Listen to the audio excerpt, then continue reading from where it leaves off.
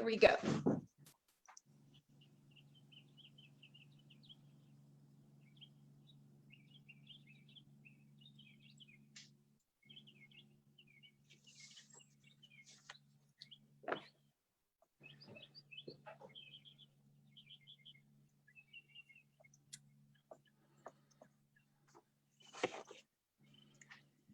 Hello, I am Lindita Semanjaku, human rights activist, and this is Your Voice Show. Whether you are a New York City resident or a tourist, you cannot escape the heart-wrenching sights of homeless people in this city. This city that prides itself of being the greatest city on the face of the earth. In many ways, its glory is justified. But everyone can't help but ask the question, how come the greatest city on the face of the earth has not solved the issue of homelessness, estimated at about 70,000 men, women, and children? Every night, nearly 4,000 people sleep in the streets, in the subway systems, in other public places. In May, as a result of COVID-19 pandemic, Governor Cuomo took steps to boot homeless riders off city subway trains when he ordered the system closed from 1 a.m. to 5 a.m. each night, priding himself on the achievement that New Yorkers had no longer to deal with, quote, the smelly, disgusting smell of homeless people. The solution? Some were offered temporary hotel rooms, lacking services they would receive at a homeless shelter. Other homeless people were driven to homeless shelters only to find out they were packed in a time when social distancing was mandatory. According to New York Post, the number of homeless people has increased in recent months.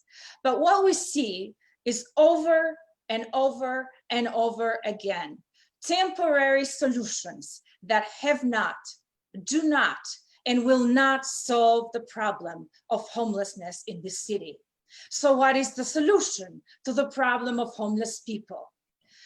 To talk about this and much more with me today is an extraordinary woman, HARRIET KARR MCDONALD, co-founder of Ready, Willing, and Able. HARRIET, welcome to the show. Thank you so much. HARRIET, you are an extraordinary woman, a phenomenal woman, I would say. Let's go back to where HARRIET began her life at your childhood. What was it like for you growing up? It was a wonderful, in an intellectual way, certainly, childhood. I grew up in Greenwich Village at a time it was really the center of forward-thinking hippies in many ways. And I was, of course, a very young member of that group. Also, I must say, my mom was an incredible woman, an amazing woman. Her mother, my grandma, was a feminist, you know, forever ago. And she made her own pants because women didn't wear pants. My mom was the American stenographer at the Nuremberg trials. And we're of Jewish descent. So that was beyond extraordinary experience. And this is, of course, before I was born, well before, but she used to write to her family and my dad and talk about, she was a very pretty woman, how like Goering and Goebbels would look at her and she always wondered if it was her looks or they could see her on a spit like a chicken. So my parents were always incredibly politically active and aware. My mom took me on the march on the Pentagon in Washington when I was little, and they were beating people, the police were. And my mom, I can never forget it, covered my body with hers. She took me to Martin Luther King's speech in Washington as well. And oddly enough, later in life, I'll explain that I was re-involved in that period very much. So after that, when I was about 16 years old, I was discovered by a huge agent, Sandy Gallen, on the beach in Fire Island. You were discovered to do what? To be an actor. He discovered me, of course, for my looks, but it was about he wanted me to become an actress. Did you dream until then to become an actress, or this No. just happened? And I was really young. I was like 16 or 15. So I started by doing TV commercials, and then I was brought to LA and began doing television and married an incredibly famous screenwriter producer, many Academy Awards, named Abby Mann. He was, in a Hollywood typical style, 30 years older than me. You know what I mean? What was this experience like? What was it to be in Hollywood, around Hollywood stars and the glamour and the, I think it was both, of course, at that age and in that place, and fun and glamorous. And I knew Paul Newman and all, Kirk Douglas, all the big stars of my husband's generation. And it was very glamorous, of course. But I had the opportunity to start writing with my now ex-husband. And I really learned to do that. He wanted someone to write the women characters in things. And I began to do that. The Nuremberg connection was, he won an Academy Award, of course, for Judgment at Nuremberg, which was about the Nuremberg trials. And he and my mom obviously developed a friendship and a relationship. He was also radical for those times. So we wrote the first mini-series, very successful, on Martin Luther King, and I was in it. And we also did Kojak, which was not political, but, and of course I was in it. And that was, from the beginning with Telly Savalas, incredibly successful. I really liked writing. And because for that part of my life, I always knew that I was picked because of my looks. How did that feel? How did that make you feel? It increasingly, I didn't like it, because I would get all these parts and I was not an idiot. So I wasn't the greatest actress in the world, and I knew it. But they cast me because of the way I looked. So when I left my husband 10 years later, I didn't want to be judged that way anymore. So I started being a screenwriter on my own. And I made a living doing that, a pretty good living. And I also had a daughter. I left when she was 1 year old. So So I needed to make a living.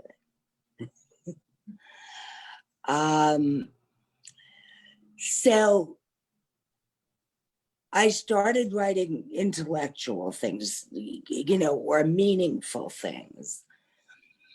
And that became my life. I turned down a lot of acting roles. I didn't want to be, I wanted to be judged on my mind, on my brains. One of the screenplays I was hired to write was about a real homeless little girl, young girl, who lived in Grand Central Terminal. So I was flown to New York, and I spent a week with her, night and day, pretty much, in the terminal. What was it like? Well, there were thousands of homeless people that lived there. It was before they banned them, basically, in the night. They used to throw them out in the night. Mm-hmm. But otherwise, they were there all the time. Mm-hmm. And what stood out about this particular girl that they wanted to write her story? Well, first of all, the producer, hairdresser, was her father. That's how the producer knew about her. And obviously, I hate him because he left her to live in the terminal. He never helped her out of it. But she was unusually a white young girl and really smart, but she was a crack addict because crack was starting to be very prevalent. So I spent a week with her getting to know a lot of homeless people and how they had to survive. But because I was there all the time, I really got to know them. And beyond their hollowed out eyes, beyond their tattered clothes, I began to know them all as human beings. And they were not what people said. People said the homeless were too lazy or too crazy to work. But they had no opportunity, like none. And what do you think they did not have opportunity? There was no jobs that were available to them because they were dirty and they didn't live anywhere. Like they slept on a bench or on the floor. And they looked like homeless people still look. And there were a lot of people using crack. But there were shockingly not as many crazy people as that was the perception, that they were all mentally ill. It continues to be the perception. And it continues to be. And we found over these 30 years that that's not true. That's not true. It's not true. So, I mean, there are some, of course, and they need help. And we, in fact, provide permanent supported housing for that group of people. Harriet, how did you, obviously you saw this sadness, you worked with this girl. I tried to adopt her. So you tried to adopt her. And take her back to Beverly Hills with me. Did you? But the last day she hid from me, she was afraid to change her life. So I went back to LA and I said to myself, I'm going to write this script and it's going to save her. Before I finished the first draft, she had killed herself. She went to the steps of St. Agnes's Church right across the street from Grand Central, had stolen a little gun and shot herself in the head. And I was devastated because she had so much promise. She was like a bird in Grand Central that just, she lighted up the space. She really did. She lit it up. So I came to her funeral, and there were, the church was filled mostly with homeless, well, all with homeless people, many of them who I'd come to know. And a priest gave the eulogy, but I didn't know, because I grew up Jewish, that priests didn't give eulogies necessarily. So in typical Hollywood fashion, after the service, I went to him and I said, I have the rights to April's story. And he went, she's dead. And when I was saying goodbye to him, I wondered if he was a priest, because he was kind of flirtatious. And he asked me to meet him for a drink. And I, you know what I mean? So while we're having a drink, he's rubbing my leg. And of course, I knew he wasn't a priest. And it clearly he wasn't. And he turned out to be a homeless advocate. And he was feeding homeless people in Grand Central. So we fell in love really quickly. And I decided that I would leave Hollywood and work to help the homeless. And we didn't have a lot of money. Obviously, we weren't making any money. And how did it all begin? That we were thinking about how to help homeless people. We had an apartment. I brought some money, of course, from my Hollywood days, so we could afford that. And we thought about what would make a difference. And during the time I was in the terminal and he was feeding people, they always said that they thanked you for this sandwich, but what they wanted was a room and a job to pay for it. And live with dignity. Exactly. And we thought, of course, this is America. That is what you do in America. You go to work, you build a life. And we needed to create the opportunity for these people to do that. And even then, as it is now, homelessness and incarceration is an African-American and Latino problem in America. So most of the homeless people, I would say the vast majority, were then Black and are now Black. And that's really because of the lack of economic opportunity in minority communities. They don't get the same education. They live in communities with usually a single mother who has several kids, has to work. No fathers ever or rarely in the home. And so they're on a very negative path.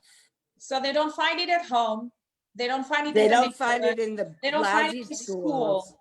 They don't find it anywhere.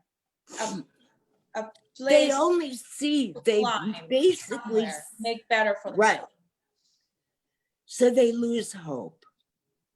They really do. And they see their future. We serve men, and that's been the population we've served, because no one else was doing it. There were organizations serving women and children, but none serving men. And they were the largest part of the population, and still are. So they see their path in life basically as selling drugs and going to prison. That's the expectation. Now, and even then, most of their fathers were incarcerated. And now with this new generation, all of their fathers are incarcerated as they grow up. So to have no hope, can you imagine? To have no hope from when you're a child, it's devastating. Because that's the problem. People do not, when they're children, they don't grow up to become convicts, to become burglars and thieves and That's drug it. addicts and human That's all they know. It's all they know. It's all that's available in their communities. And the truth is, in America, if you don't have any money, you can't live. So they commit crime. I mean, I'm not being a softie. And of course, some people are dangerous and should be incarcerated. But there's a lot of people that go to this because they see no choice. No other opportunities. No other opportunity, even to buy food, because there's no money. So how did you start your program that became now Ready, Willing, and Able program? We started by recruiting people from the floor of Grand Central that were laying on the floor. And we offered them an opportunity to go to work for money. And I was the first program director. We got a building in Bedford-Stuyvesant, Brooklyn, which at that time was a terrible, terrible neighborhood, overrun with drugs. And so it wasn't hard to get a building there. And we knew that people couldn't use drugs and make it in life. So the first thing we did outside of employing all these men was drug test. At that time, we had no money. So we convinced them that by looking through a microscope, we could tell if they were using. And it took a little while for us to really be able to test people because we didn't have money. The incredible thing was they gave up drugs. What kind of drugs were they doing? Mostly crack cocaine, overwhelmingly. And they chose it, not to use it, because they felt hope. They were making money, and money is the currency of America and the world. And they didn't want to give up paid work and a future for using drugs. And they didn't. I mean, we used to be astounded. We would walk around the facility outside and we couldn't find crack files. Wow. In every shelter where we began to recruit people for them, there would be crack vials all around the outside. None. In yours? None. We were like astounded. Besides giving them the opportunity and the hope and the job, what else did they find in those? Did they find a community maybe? Oh, and we began to add services. In the beginning, there was me there. Mhm. And then we hired other people, mostly recovering from prison or jail or homelessness themselves. And we built a program totally informed by the people that we served. You ask them, what do they need? What do they need? Oh, what And they- also, we tested everything through hard data. Mhm. So we try experiments, Mhm. like what kind of services really worked in terms of social services. And we do test and watch the numbers. And if it wasn't good, we got rid of it. And if it did work, we enhanced it. So what worked? And it worked. And then we brought in education because a lot of people didn't read above the 5th grade level. And you couldn't get a job, obviously. So we did, but we did everything in our own residence. In So you have residence. classes there. We have classes. We picked teachers that wanted to do this, not teachers who didn't care. I mean, they had to apply because they wanted to help. They felt passionate about the cause. To help. Yes, yes. So we had a social service staff that was very committed. We had eventually someone doing drug testing, and then quite a few, and they became graduates. They were graduates of the program. Over the first years, that's what we hired, the men who were graduating. And to graduate, you have to spend 9 months or a year in the program. So what else does the program offer besides? We now offer a lot. Training. Everybody gets trained on computer literacy. And now with a young generation of men coming to us, they're already use their phones. And so many have a real interest in careers in that. So we advanced our training. Now we're working with Amazon, who provides laptops because of COVID, and we can't do classes in person. For education, we also teach fatherhood. What nobody knew when we started was that these men were fathers. But in the first few weekends, my husband and I were in the residence. All these little kids showed up. And we went, oh my gosh, they're fathers to young children.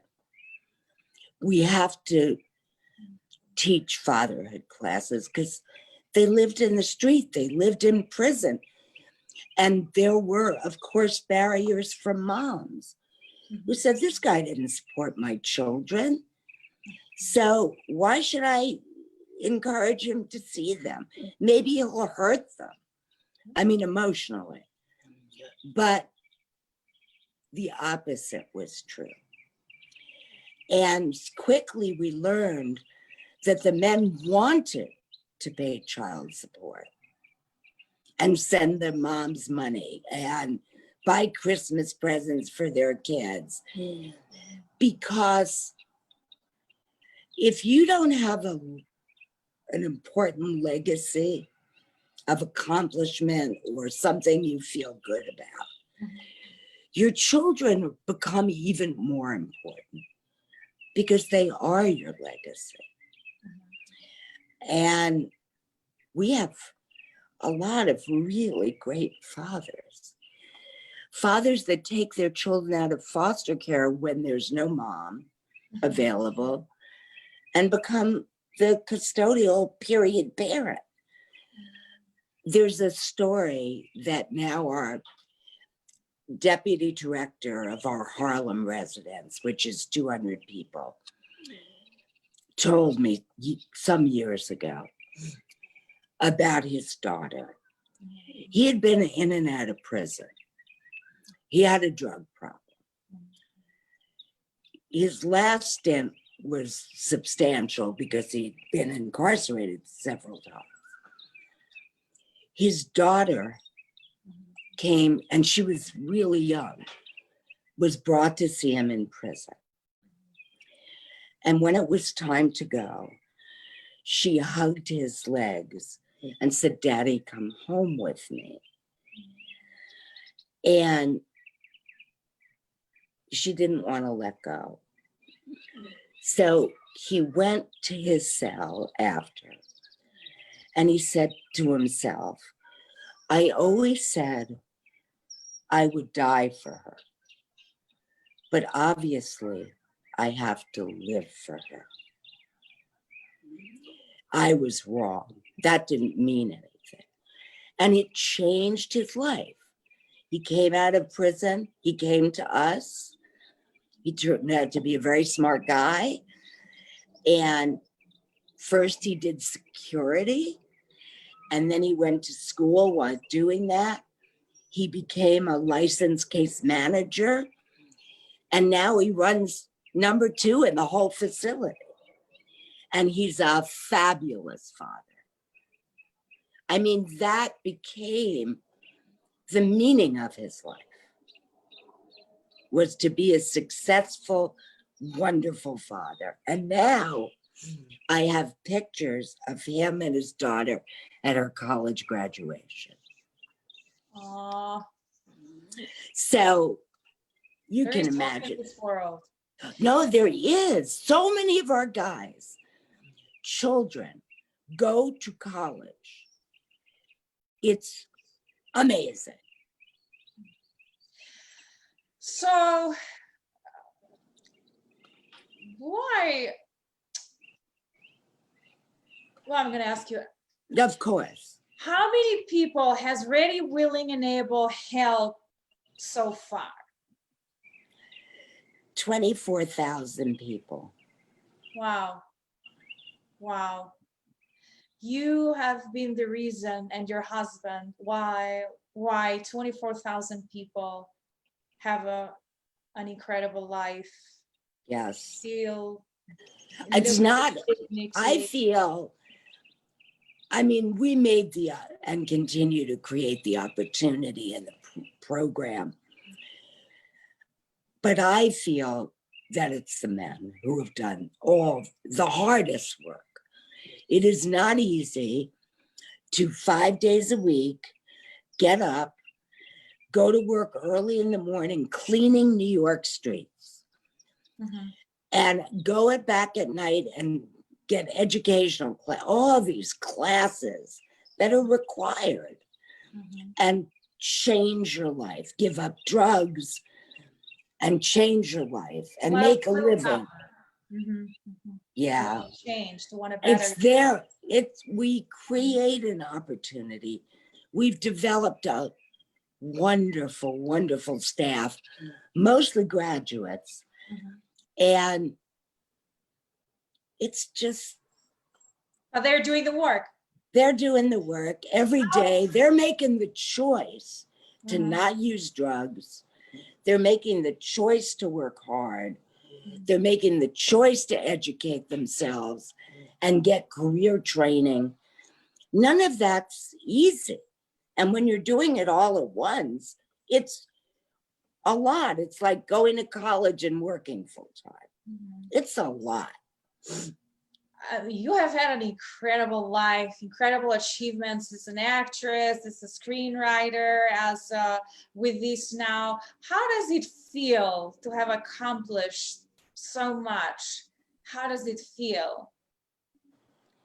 I feel like the luckiest woman in the world, to be honest with you, to have the opportunity to see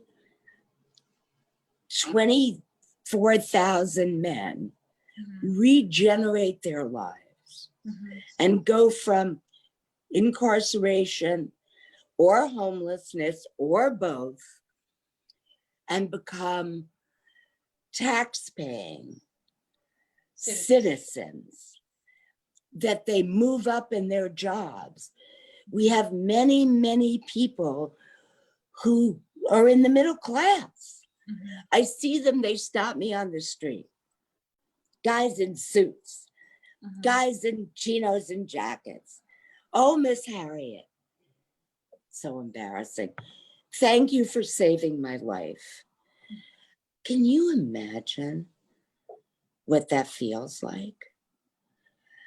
I would urge young people to know that they can change the world and that they cannot live a more wonderful life, a more fulfilling life, and a happier life than doing what their interest is to make the world a better place. Amazing. So you have the big gala event coming up. Yes. Tell us about it. Okay, so we do a gala every year with us. We raise a lot of money at it in the past, but it was in a fancy, fancy dining room, fabulous meal, all of that. But this year, because of COVID, we had to learn something totally new. And that was to do a viral gala. So we thought about, what do we want to do? Because right in America now, well, it doesn't seem like it from the political spectrum. There is a great opportunity. COVID laid bare that African Americans and Latino people got it at 4 times the rate of white people because they're poor and they live crowded and they had to go do, minimum wage jobs and be exposed. So there's a reckoning in America by huge numbers of people that the bandage is ripped off, that we all see the injustice of this two worlds. Plus, there's this enormous movement for racial equality and for prisoner rights. And we do all those things. Yeah. How And can we support your event and organization? Okay. First of all, I think it'll be a fascinating event because we have speakers from every realm. We have top executive from Google, top executive from Amazon. The head of racial diversity is one of the biggest law firms in America, most powerful. We have Hakeem Jeffries, the congressman, and we have Arthur Brooks from different perspective, who was head of the American Enterprise Institute, which is conservative, and now is a professor at Harvard. We have an African-American professor from Harvard who is in the Education and Economics department. It's pretty fabulous group with different ideas who come to solve these problems, which they all see starkly and need solutions, and they all have to be part of these solutions. So I think it'll be a fascinating evening. Of course, we always have some of our graduates or a trainee and a trainee speak at our regular galas. Their stories. There's never been a dry eye in the house because most people are never exposed or get to know poor minority people. They're not in their circle, they ever. So whether you're conservative or liberal or middle of the road, when people come to see Ready, Willing, and Able, they always say, oh my God, these people are so smart. They're so articulate. You know, they have good manners. Right? So everybody goes, wow, gee, we were wrong. You can help these people. They can benefit our society, our economy. And you have a model. Yes, we have a proven model. And now we serve about 1,000 people at a time in New York. Plus, we've built over the last several years a lot of beautiful buildings for mentally ill, homeless, extremely poor families that often are homeless, people living with AIDS. Those are groups of people, the elderly that move out of the projects because they need on-site help. And we pride ourselves on the beauty of our buildings, the quality of the care. And very soon we'll have 1,000 apartments. Wow. So there is a solution for different groups of homeless people. There are definitely mentally ill people. There are physically ill people. There are increasingly frail elderly people. They're not going to go into Ready, Willing, and Able. Live with dignity. That's it. And you should see, I was at the opening of one of our residences. The guys were just, and women were just moving in. And this tall, handsome veteran with HIV was coming in, and he had already seen his apartment before. And I introduced myself, and he started crying. You know, this big, tall guy, strong guy. And he said he'd never lived anything like this.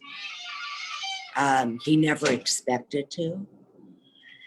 And that was, you know, you realize. I saw a woman in one of our buildings who wanted to show me her apartment. And it was fabulous because she had done a lot of the personalization. She happened to have great taste. But her pride in living this way, it's incredible. And our transitional residences, Ready, Willing, and Able, are beautiful too, because we believe in treating people with dignity. Incredible. So the Doe Fund Virtual Gala event is going to be on October 22nd at 7 p.m. Yes. Online. Where can people watch it? Well, you have to buy a ticket, of course, because we need the money, and it's a gala.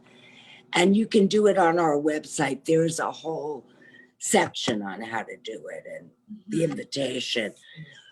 Or you can email me and I'll send you an invitation. What is the website? It's the Doe Fund website, doe.org. Doe.org? Really, yes. Doefund.org? Yes. Yeah, amazing, amazing. I cannot think of a better organization that anyone should support, because some organizations might have a mission, but this is probably one of the most effective organizations and noble missions to causes we can donate to, because you have a proven record, and you have solved the million-dollar question of how we can for good and Yes, the homelessness. And you're absolutely. not just working in New York. Your organization is based in New York, but you are partnering with other organizations around. Yes, we've been replicated in Mhm. Philadelphia. That was the first.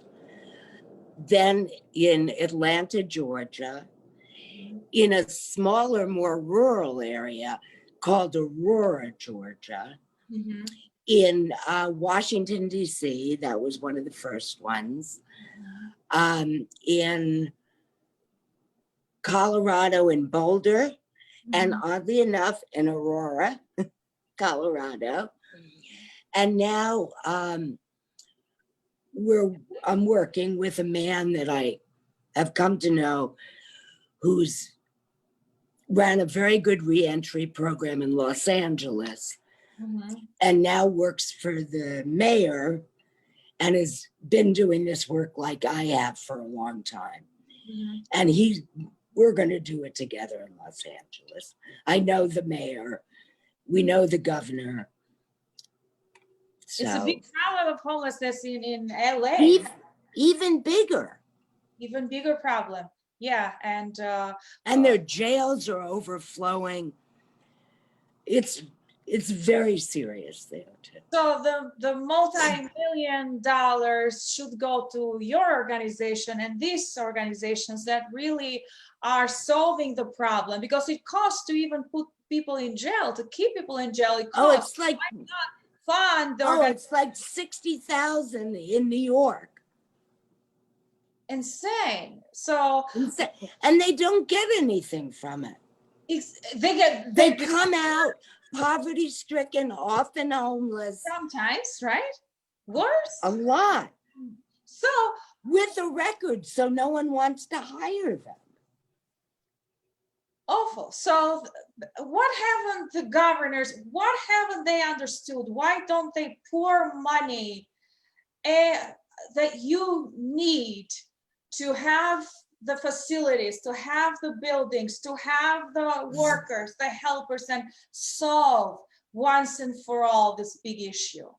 I think that we've got a lot of government money over these years. But not enough. But I have to say proudly that I have raised almost $250 million from people and corporations in America over these 30 years. So I feel really proud of that. I just found out they did a chart, our finance department. And it all comes from people who have empathy, obviously, and who sees this as a huge solution. I think that we have always struggled against this perception that people are crazy or lazy.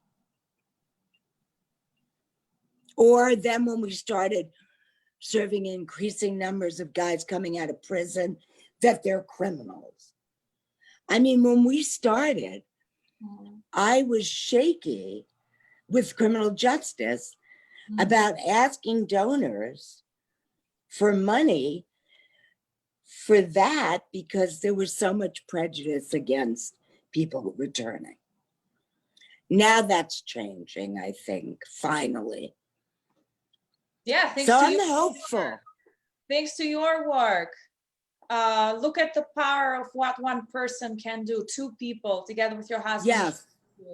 And we all can, like you mentioned, find our passion and benefit and then use it to make the world a better. Absolutely. The world needs our kindness and our service. And when you help people, I want to tell young people, when you make a difference, you can't feel better than that. And it's not just one individual, but if you work for or build a life around something that changes the political reality, that changes the perception. And of course, if you develop something that's a model and recognized as a national model, I mean, those kind of things, wow. And your children and your grandchildren, their pride is, you know, fabulous. So let me ask you the question. I mean, why? I mean, the number of homeless people has grown, right, the last year. Why do we think we have such a big problem in the United States with homelessness? Like, what is not there? It's the economic divide. If you're born, as we talked about, into a situation where there isn't opportunity, if you understand that your life is probably going to prison, because that's your community, if you can't get a job when you come out of prison, if you use drugs, you're going to become homeless. So what can we do to change that? I think that for as long as I know this system, there's been too much of giving people things. My experience is they much rather earn it. I mean, that's what makes you feel like dignity and pride, and not different than everybody else, not less than. So I think there's been the prejudice of you're lazy and crazy. I think there is, unfortunately, racial prejudice, obviously. And they just never change anything. It's been a crisis. Homelessness has been a crisis in New York City for 40 years. So even you the can't help that treat it as a, you're saying, even the help that we're doing, we're giving them food stamps, right? We're giving them a little bit of it. We're not teaching them how to fish. We're just giving them a little that's exactly it. Really working with them with therapy, working with them with schooling, working with them with, we know how to go to the moon. Exactly. We But can figure out. government has not been capable of doing this. For every year, basically, I've been doing this. Now, it turns out our governor is, in fact, who my husband and I know him very well, a leader, has been a leader. When we met Andrew Cuomo, he ran a homeless organization for families. I went to the opening of his first residence, and he did fabulous work. The organization is Help USA, and now his sister runs it for some time, and she's fabulous too. So it's not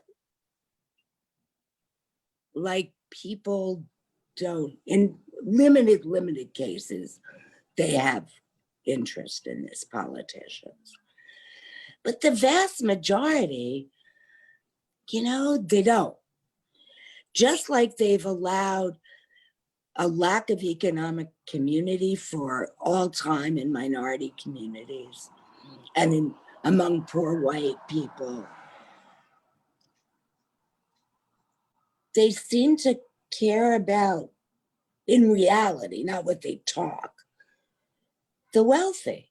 They keep getting richer and richer, and this president, of course, huge tax cuts for them, but no attention to the lower middle class and the poor. And we cannot be the great country that we could be if we gave everybody opportunity. Right, we should give every. So your message to the people that listen to you right now, to to the public, what is it? There is great hope. The people are underestimated. They do not have to lay in the streets. If they're not well, we can build lovely apartments or studios for them. And if they're physically disabled or mentally ill. But for the vast majority of people, work and support services and teaching and training is the solution. Mm-hmm. And rather than have all these people on the street or all these people coming out of prison who are going to go back, Mm-hmm. which costs the taxpayers billions and billions of dollars, both incarcerating them and, of course, putting them back in. We could save all that money from taxpayers. They have to make basically a one-time investment for this. So we reduce recidivism by 62%. And that's for the poorest people that come out of prison with no place to go. 62%, that's big. Look how many lives that is, how many children it is, their children, the future. That's what we've seen is not only the benefit to this man, but to future generations. Yes. So we can reduce it for now and the future. So I think it's a very hopeful time. And I hope that your audience will tune into this gala and learn more and see the wonderful men. And it will be great. Amazing.